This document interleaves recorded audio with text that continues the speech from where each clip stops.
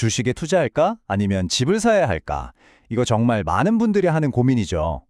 오늘 이 질문 뒤에 숨어 있는 주식시장과 부동산 시장의 아주 놀라운 연결고리를 한번 파헤쳐 보겠습니다. 주식과 부동산, 이 두 거대한 자산 시장, 대체 무슨 사이일까요? 경기가 좋을 때 같이 웃는 동반자 관계일까요?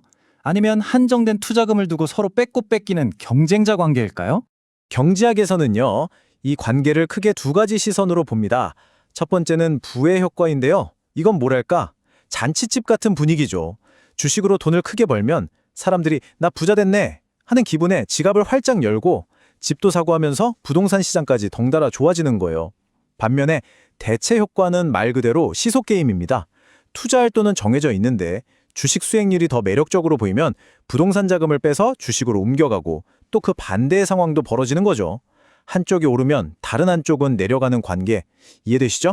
자, 그럼 우리나라 한국 시장은 어떨까요? 잔치집일까요? 아니면 시속게임일까요?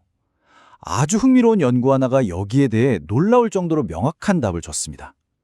한번 제대로 파고 들어보죠. 국내 한 연구팀이 무려 14년치 데이터를 가지고 이 문제에 대한 답을 찾아 나섰습니다. 2006년부터 2020년까지 코스피와 아파트 가격이 어떻게 움직였는지 샅샅이 분석한 거죠. 그들이 던진 핵심 질문은 딱 하나였습니다. 누가 먼저 움직이는가? 과연 주식이 집값을 이끌까요? 아니면 그 반대일까요? 결론은 아주 명확했습니다. 주식시장이 아파트 가격을 이끈다. 이게 무슨 말이냐면요. 관계가 일방통행이라는 겁니다.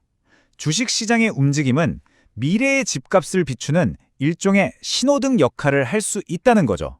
하지만 반대 방향으로는 길이 막혀 있어요. 즉, 집값이 아무리 올라도 그게 코스피 지수를 끌어올리는 직접적인 원인이 되지는 않는다는 정말 흥미로운 결과가 나온 겁니다. 그런데 말이죠. 이 주식이 집값을 이끈다는 공식이 항상 언제나 똑같이 적용될까요? 여기에 시간이라는 변수를 더하면 이야기가 훨씬 더 재밌어집니다. 이번엔 우리나라가 아닌 케냐의 사례를 통해 이 관계의 또 다른 얼굴을 한번 살펴보겠습니다.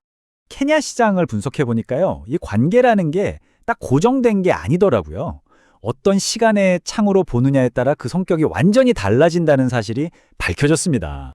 여기서 이 관계의 이중적인 모습이 드러납니다. 짧게 보면 두 시장은 완전 라이벌 같아요. 돈은 한정되어 있으니 주식이 유망하면 부동산에서 돈이 빠져나가고 그 반대도 마찬가지죠. 이게 바로 대체 효과입니다. 하지만 시야를 확 넓혀서 길게 보면요. 이 둘은 함께 배를 타고 가는 파트너가 됩니다. 국가경제라는 큰 배가 순항하면 주식과 부동산이라는 두 도시 함께 바람을 받아 성장하는 부의 효과가 나타나는 거죠. 자, 다시 한국 시장으로 돌아와 보죠. 이번에는 가격이 아니라 위험에 대한 이야기인데요. 이것도 우리의 상식을 깨는 아주 흥미로운 발견이 있었습니다. 가격이 연결되어 있다는 건 이제 알겠습니다. 그럼 위험은 어떨까요? 만약 주식시장이 하루아침에 폭락하면 그 공포의 불길이 부동산 시장까지 순식간에 옮겨 붙을까요?